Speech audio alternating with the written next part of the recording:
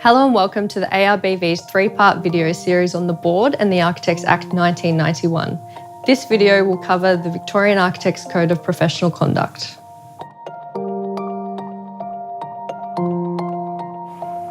The Victorian Architects Code of Professional Conduct came into force in May 2015. The code is found in Schedule 1 to the Architects Regulations 2015. The code sets out standards of conduct, how an architect must provide architectural services, and how they must conduct themselves with their clients. The code sets out standards under 4 divisions. Division 1, Architectural Services. Division 2, Client Relations. Division 3, Architectural Practice. Division 4, Approved Partnerships and Companies. And Division 5, Duties to the Public and to the Profession. The code requires that in providing architectural services, an architect must act honestly, with reasonable care, and in accordance with all laws. Although a registered architect could provide architectural services in relation to any building project, the code provides that an architect must only undertake services for which they have the necessary skills and experience. An architect is required to provide his or her services with reasonable promptness and according to the timeframes agreed to with their client. An important role for an architect is to check or approve drawings and other documents. An architect must not permit their name to be used on drawings and documents which they have not checked, approved or supervised. The relationship between an architect and his or her client must be professional at all times. A written agreement is a critical document in the relationship. The code sets out key details that must be in a written client-architect agreement, including specifying clearly the scope of work, timeframes, and how a client will be informed of progress is critical. The written agreement must be clear about the architect's fees. How will they be calculated, varied and paid by the client? Disputes over fees are common, and providing a clear explanation in writing sets expectations early. If there is a possibility that an architect's fees may change, this must be communicated to the client in writing.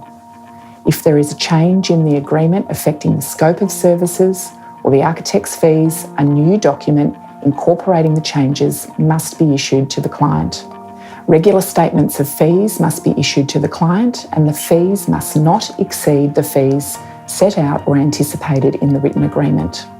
Communication with the client must be clear so the client is informed and able to make decisions. If a client requests information, this must be given promptly, and the information must be accurate and unambiguous. All written documents created as part of the provision of the services must be kept for 10 years after the completion of the architectural services. The code requires an architect not to disclose information acquired from a client which is agreed or understood to be confidential. If there is any doubt about what information is confidential, speak to your client and obtain their consent in writing before any information is disclosed to others. Sometimes an architect will receive payment if they refer a client or endorse a particular product to a client. These referral arrangements and endorsements must be disclosed to a client in writing before entering into the client-architect agreement. There is an obligation on all architects not to provide architectural services if they have an actual or potential conflict of interest. The conflict of interest occurs if the architect's obligations to their client are in conflict with their own interests. An exception to this is where the architect obtains written consent from the client to proceed after notifying them in writing of the potential conflict of interest. An architect must withdraw their services if the architect reasonably believes that the provision of the services would cause the architect to contravene the Act, the regulations or the code. An architect must ensure that his or her qualifications, experience, awards, honours and authorships are stated correctly in all documents.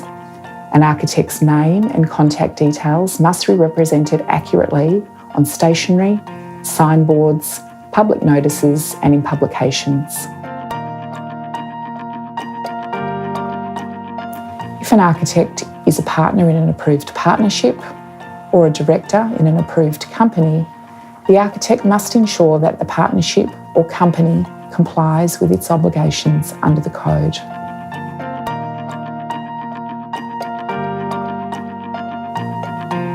All architects must represent their profession so as to engender confidence and respect for the profession of architecture.